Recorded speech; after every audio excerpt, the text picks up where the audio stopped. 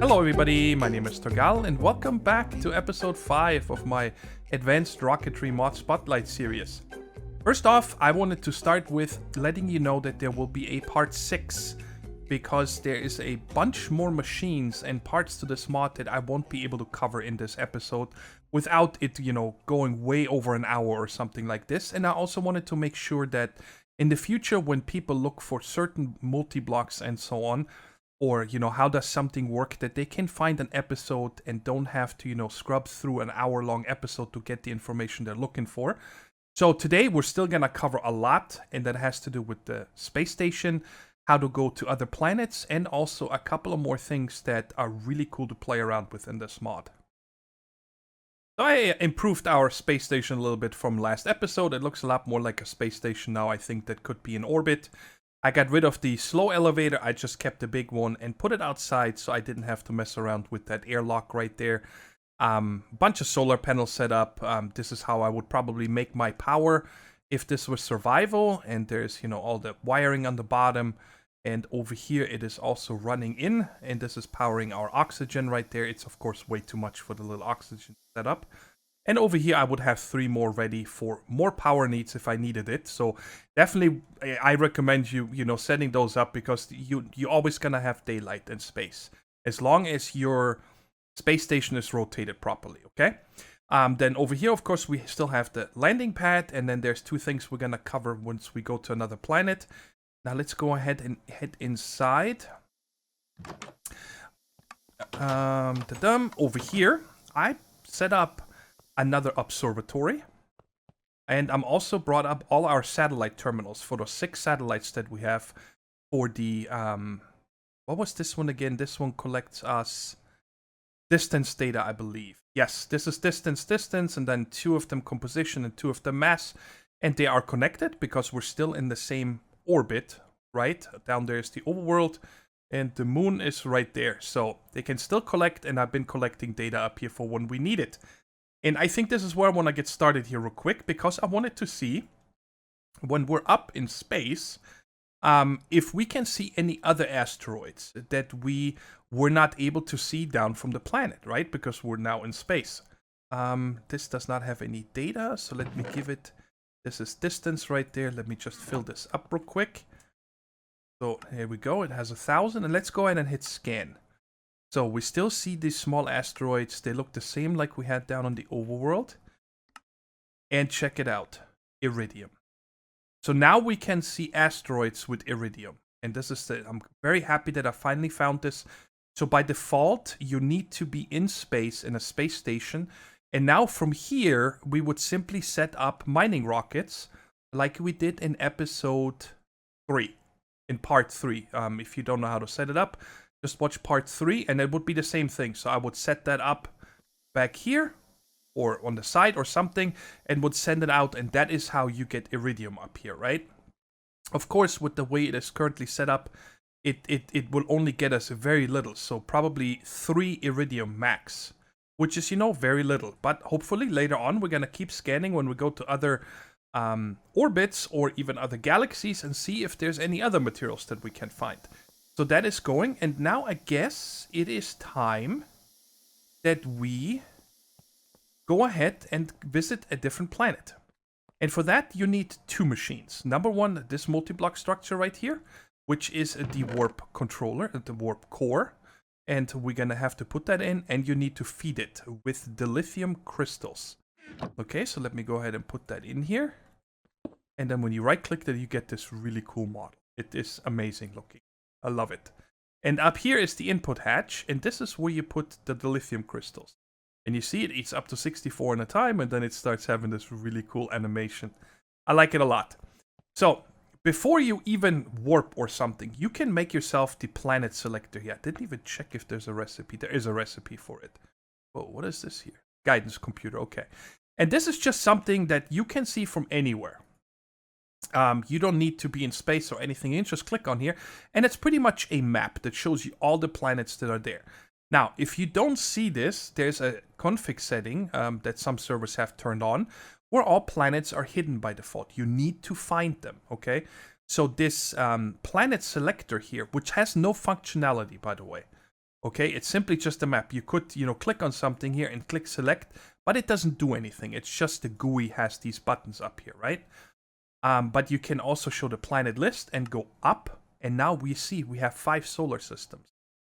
I think, or maybe those are called star systems. I think all of this makeup is a solar system. I'm not sure. Don't quote me on it. But anyway, so we are in Sol right there. This is where you start.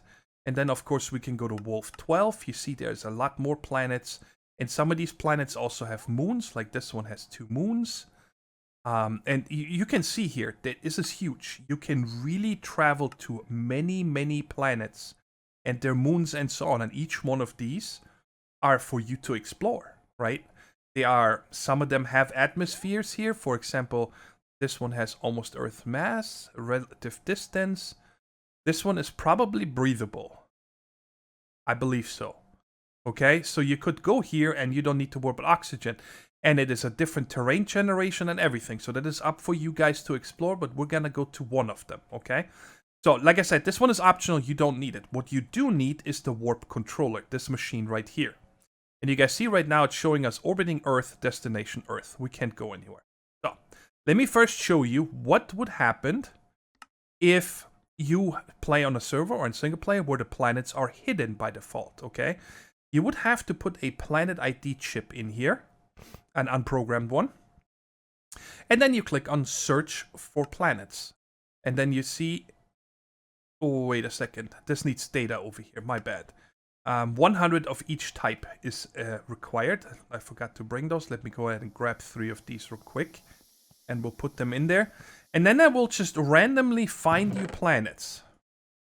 Now the problem is that this can take many cycles. It has a very low chance of finding something new. And I also wanted to mention, if somebody has discovered a planet already on a server that you play on, for example, and they put a beacon in that orbit or on that planet, it will be viewable by everybody on the server. Okay? Alright, so these are done. So now we have 3000 in here, and now if we click on search for planets, it will slowly start. And when it gets to the end, you have a chance of discovering. For us, nothing will be discovered because our planets are not hidden. We can see them from the beginning. Now, how these artifacts work, I do not know. It says that if you have artifacts from these planets and you put them in there, they're easier to find. I have not been able to figure out what counts as an artifact. Where do you get these artifacts? Maybe there is things hidden on the planets that you can discover. I haven't found anything. So I'm going to leave that to the adventure and explorers that are watching these videos to let me know. But like I said, I do not know what you can put into these slots. But anyway, once it's at the end, nothing is going to happen for us because we already know them all. So now, right here, you click on select planet. Now we could go to any of the planets here in our solar system, right?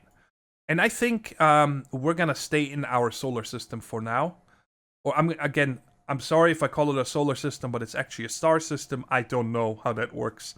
And planet list here.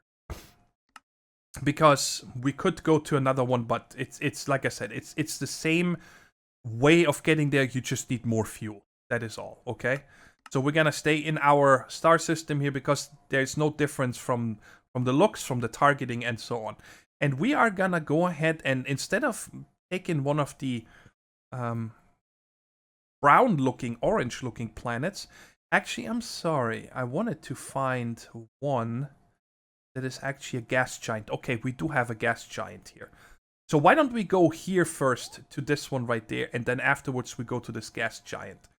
So you click on that, and then you click on select, and now you see right there, and then fuel cost is 21 of the crystals, and we're going. And this is the animation you get. It's like we're warping right now. This thing is not changing the look or anything. And then after a very short amount of time, bam, and we are here. Okay? How awesome is this? I love it. I mean, this is incredible. This is probably the coolest thing I've ever seen in Minecraft. I'm very impressed. So, now what do we do here? And that is where I want to show you guys a Actually, why don't we go over here first and click on the observatory and see if there's anything else to find. And I also wanted to show you, because we brought them with us, when you click on here, it says too far now. We cannot connect to our terminals and to our satellites anymore.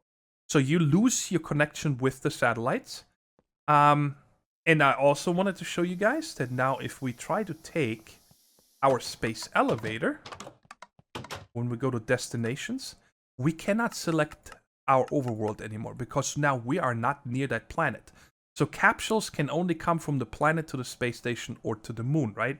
So if I come in here, it says getting ready for ascent in 10, but it doesn't have any place to go because it's still selected to go to overworld. So you can only use the space elevators when you are in the same orbit, which makes sense. But I wanted to show you guys.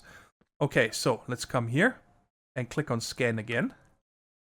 Now, do we have anything new? Haha, there's 2 enriched. Well, this one is kind of a failure. And this one, again, just a little bit of iridium. So it doesn't look like there's any different asteroids in this one, at least. You know, it could be that other planets have other asteroids, but it's going to be too much to show here on camera.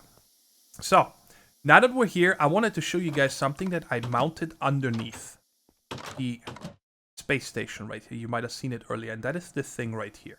It's a multi-block structure that you just built like this. Bunch of iron blocks, redstone. It doesn't need power or anything. And then you put the biome scanner on top and right-click it. Okay? And then you go ahead and open it. And it's scanning automatically. Okay? On the overworld, I should have shown you. It shows us all the overworld biomes. You know, from desert to jungle to ocean to anything. All right? But this planet right here only has one biome. Apparently, it's called hot, dry rock. So this is pretty cool here to have. So you kind of get an idea of what to expect when you go down to the planet. And now we're going to go ahead and go down there. So to check it out. Sorry, let's see here real quick. Why can I not open? I figured out what it is. It's IC2. I installed that because I'm going to need that in part 6 of this Spotlight series for a pump, because we're going to need to be able to pump some water. And it just was a key binding conflict. So let's go ahead and go back in here. Press C. There we go. And I need a new planet ID chip right there. And you want to make sure that when you go down to the planet, guys, that you keep the station ID with you. Otherwise, you cannot get back to your station. So make sure you have one of those with you. And we'll put that in there. And now go ahead and program it. Select the destination. Sol 19. Select. And here we go. We're taking off, going down to our first alien planet. Alright, we're going down on this planet. It kind of looks like Mars, right? From the color and so on. But let's see what's awaiting us down here.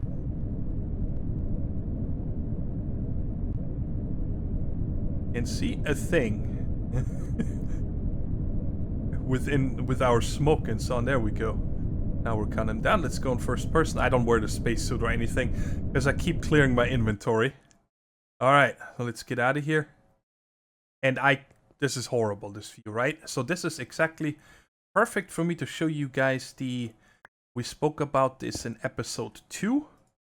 So let me go ahead and get myself a helmet and put that in here. And let's get one of the, right here, the anti-fog visors, and take that out and equip it. And there we go. That's what that does. So now you can clearly see here on this planet of what's happening. So we find some oxidized ferric sand. Let's see, there's no usage for it. So you can't even smelt it to make glass, it looks like, or anything. And there is a lot of things that I discovered here when I was playing around on a different planet, and I wanted to see if I can find one of them, because that is something I did not know about, and they're called geodes. I don't know how you pronounce that exactly. They look like big spherical meteors that crashed. And there's one right here. Check it out. You guys see this right here? It says a geode block. And when you dig down in this is extremely cool. It kind of reminds me of the old Twilight Forest. Let me go ahead and get a night vision potion real quick. Look at this. You can mine your heart out. This is pretty nifty, isn't it? I returned back to the space station now because we were on the subject of mining, and I thought it was a perfect time for you guys to see the Orbital laser drill, which is an incredibly powerful auto mining system. It is limited to everything that is on the planet, okay? And you need to have it in a space station, and it needs to have a clear line of sight of the planet. Right now, as of this version, as far as I know, it doesn't matter which way the space station is actually tilted. So we could actually point up into the sky with it. It doesn't take that into account yet, but apparently there's plans to make sure that it's actually pointing down to the planet, kind of like this, okay? And I just like this angle because it makes me feel like I'm actually in space instead of just having it flat straight underneath me. So it's not too expensive making this, but you're gonna need a lot of power. You need to provide this with an extreme amount of power. That is, I guess, the expense of running this. And when you form it, it looks like this.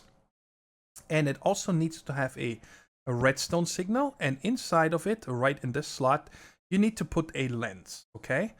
And nothing happens yet, because we haven't flipped this yet. But there is a few settings up here. These are the coordinates that you say, start drilling here. Let's just give this some coordinates, okay? Let's give this 1000 by 2000. It doesn't really matter. You can leave it at 0, 0, but you can put coordinates in here, right? And depending on the config setting, it will actually leave holes in the ground. So if you have the setting turned on, which I don't, it will actually start mining down there and actually break the rocks and make the holes. Otherwise, it will just go through and mine them, and probably, I think it remembers, so you cannot do the same one over and over. It knows what it has already mined, okay? I'm saying, on a server, it makes sense to leave it off, because otherwise you could grief somebody down on the planet. You don't know where their bases are. You can't expect to know where everybody else on the planet, right? So you could just mine their house up and without knowing it. So, and they're setting single here. Single means it will go to these coordinates and dig down to bedrock and stop. Then you have a line X, which means it will start at 1000X. Once it's done, it will go to 1001, 1002, and so on. There's a line Z, which is the same on this axis. And then there's a spiral, which I would probably use. So it would start at 1000, 2000, and then go one block out and around and around. The spiral will get bigger and bigger. I hope that makes sense. And now I wanted to show you guys why this thing is absolutely bananas. You have 4 output hatches. They're all 4 empty right now. I want to show you guys. Okay? And done. And now we're going to turn this on for a second. I'm going to click on reset first because I changed things here. And I'm going to turn that on. Now check it out. This is full already. This is full. This is full. It's like it mines faster than anything I've ever seen. It was instant. Okay? So check it out. Like if we take this out. It's still on. Oh, yes, I'm sorry. When the output hatches are full, it stops. And then you need to click on reset. And it's full again. So that is an incredibly cool way for you to mine. And you guys see, we're getting all the things. I haven't gotten anything else yet, like the lithium, which I have to say is when we looked into the cave, I didn't see any of it. So it's possible that we don't even get the lithium here. Let's run it one more time. Reset and see what we're getting. There's more tin, more diamond, copper, redstone. So you need definitely a piping system that is incredibly fast, pumping out of each one of them and so on. But yeah, this is a really cool mining solution that I think it's a really neat idea that you can mine from up here. I think it is crazy. I kind of wish that you would actually see a laser coming out. I think that would be really nifty, but I don't know if it's, we see laser right here, right? Or a beam. I think it kind of should do the same thing. But maybe it's coming in the future. For the next part, we need to go visit a gas giant. So let's go ahead and find one. And I had a little bit of a tough time trying to figure out along these bars up here what is a gas giant. But you can kind of see right here, when you go there, this looks different than anything, right? At first I thought it might be a water planet or something like that. But I believe that this will be a gas giant. Alright, here we are. Let's go ahead and first check out the biome scanner underneath. like we did on the last one, to see what that will show us this time. Well, let's come down here. Nah, gassy, ain't it? Ah, that's good humor. I like it. All right, so this is a gas giant. Number one, let me show you guys, is when you go ahead and click on the guidance computer, which has our station ID. Let's get a new planet ID chip. And let's go see if we can select it. Select. And get in here. It says destination Sol 3. So what's actually going to happen when I go to a gas giant? So I backed up my world real quick because I want to see what happens when we're trying to go to a gas giant. Let's go ahead. Okay, destination unreachable. All right, so it doesn't even let you go there. That is fine. It makes sense. I mean, if there's nothing to be rendered or whatever to let you go there. But there is something you can do with a gas giant, and that is you can mine up the gases. You can make a gas collecting unmanned vehicle. Okay, and for that, we're going to need to make a, sorry, it's right here. An unmanned vehicle assembler. Now, that is a little bit different because of the way they fly. You don't make a launch pad like we did so many times before with the structural tower, but instead you need to have this assembler right here in the middle. And then you add structure tower to the left, to the right, up, and then at the highest point, forward. Okay, so you kind of make an assembly grid like this, yeah? And then for that, now we're gonna need, actually I have an ender chest here now where I put these in, so in case I ever get stuck, I can just give myself an ender chest, because I keep, you know, clearing my my inventory like this, and if I'm ever on a planet and I don't have that ID, then I need to roll back my world. Okay, so let's go ahead and get all this stuff out. You basically build a rocket, you're just gonna build it sideways, okay, because it's actually going to be facing that way when it is assembled, and you just stay within these structure towers. And I just learned here a minute ago that you actually don't need as many blocks as I had. All you need is engines. You're gonna need some fuel tanks. I'm actually gonna use 4 down here. And up here, I'm gonna just put 1 regular pressurized tank, because the gases we're gonna collect, they need to be stored somewhere. So just like we did in the mining rocket where we added a chest for it to store things, here you need tanks. Of course, you can add more tanks. The more tanks you add, the longer the mission is gonna need, because it needs to fill all of these tanks. And then the other thing you need is these gas intakes. That's what you're gonna use to suck up the gas. The more of those you have, again, the faster the mission is.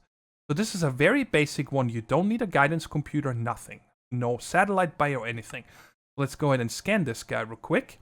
And I should say ready for clear for liftoff. They also need a lot less fuel, by the way, because we're launching them in space and they're staying in space, so they don't need to really fight a lot of gravity. And we'll go ahead and build that, and now you're gonna see this here turn. How cool is this? It actually turns the engines. Unfortunately, it does not turn the fuel tanks yet, or that would be kind of cool if that was also implemented, but hey, it's fine. Okay, so let's go ahead and let me link it first. This guy to right there. So now it's linked and I can control it. And let me give myself some fuel again. Why can I never find this? There we are. It's all the way on the top. Remember it already. Okay, so let's fuel this.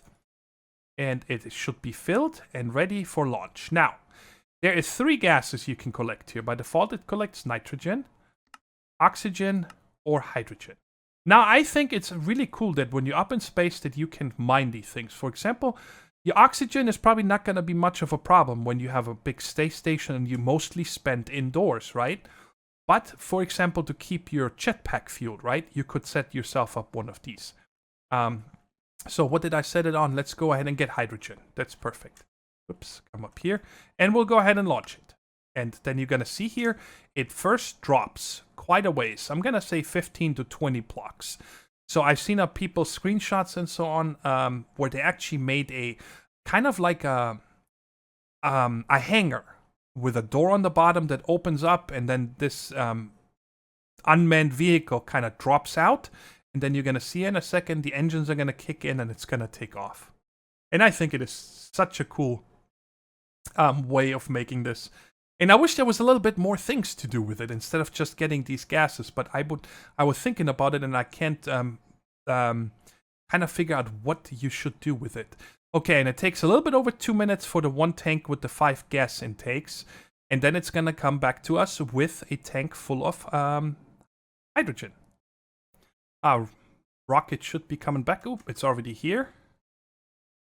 And then it's gonna come back up and dock, and then it's ready. And you guys see there's already, you can already tell there's something in this tank. It's like grayish, milkish color filled. And there it comes up. I am just absolutely in love with this mod. I think it is so cool. And now there is something that is really nifty. Okay, because the problem is, how do I get this out, right? Because I can click on the pressurized tank and it shows me, hey, I have hydrogen. Now, of course, I could put in a, let me get an empty canister here, one of these, and fill it up and take it out. But that's not really something you want to do, right? Because you want to store this in tanks. Well, for that, we can use a rocket fluid unloader, okay? So where are we going to put this here real quick? I didn't prepare something for that, but let's put it just like right there, okay? And now I believe we can take the linker and go ahead and link it to the rocket or this here. Let me see here real quick. This one is not linked anymore because I linked that directly. So go ahead and link that to this rocket. And now you guys see it's linked to this.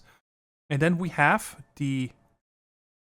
it shows 16 buckets. Wait a second. Oh, it holds 64 buckets, but it took 16 out. Okay, that makes sense. And then, of course, you can, right here, for example, set up something like this. Put a tank right there. And let's get a liquid pipe, put it here. And give myself a lever. And pump it out into... No. Redstone control normal. That's the loading state. All loading, redstone control disabled. Let's disable this. So I was kind of hoping that this will pump out. Let's see here. What if we put the tank directly next to it? Loading state, allow loading, redstone control disabled. Inverted normal. Okay, let me give this a... Okay, so maybe I just had a bug here for a second that sometimes these pipes here, it should be pumping. Oh, it does now. Like I told you, it just had that little bug again that sometimes these pipes have. And now it's pumping it out. And of course, this one is connected to over here. So we'll empty this. And when then it's emptied, you should be able to just send it off again and get you more. So that is how you mine, or I don't know if you I guess you can call it mining, but it's how you harvest the gases at these gas giants. That is pretty much all that I am going to show you with these space stations. Again, I did not show much from the planets itself because I want to leave that up to you. I think it is one of the best parts in this mod that, you know, you go to all these different planets and explore them, and especially the ones that look like the overworld symbol, okay? The ones that look like Earth or the overworld. They have different generations. They have different biomes. And I'm just going to leave it up to you guys to explore them. And some of them are really cool. I found some really nice planets so far. And you can make one of those your home, right? Now, there is still a bunch of big machines left that I want to show you guys. And that is why I decided to add a part 6. And I just want to show you those real quick, what we're going to cover there. And that is going to be the microwave receiver. It's a way of getting power from satellites. I'm going to show you guys the atmosphere terraformer, which is incredible. Oh my god, the model for that multi-block machine is out of this world. And it's also very complex, but it's really neat because we're going to be able to turn, I'm hoping, I haven't finished it yet, but I'm still working on it, the moon into a fully breathable planet. And then I'm also going to show you guys the railgun and the gravity control. So we still have those 4 blocks to cover, and then I'm also going to look through here and see if there's any other things I forgot to show, like the jackhammer, the basic laser gun, and whatever else I can find. And that is why I decided to add a part 6. But that is it for today. I hope that you guys are in love with this mod as much as I am. I think it is incredible, and it's so much fun. Like, when I get to an actual survival game, I'm going to have a giant space station with farms and everything, where you can fully live on it. And I'm pretty sure a lot of you guys are going to have some great ideas as well. But until the next one, take care, stay safe, and bye-bye.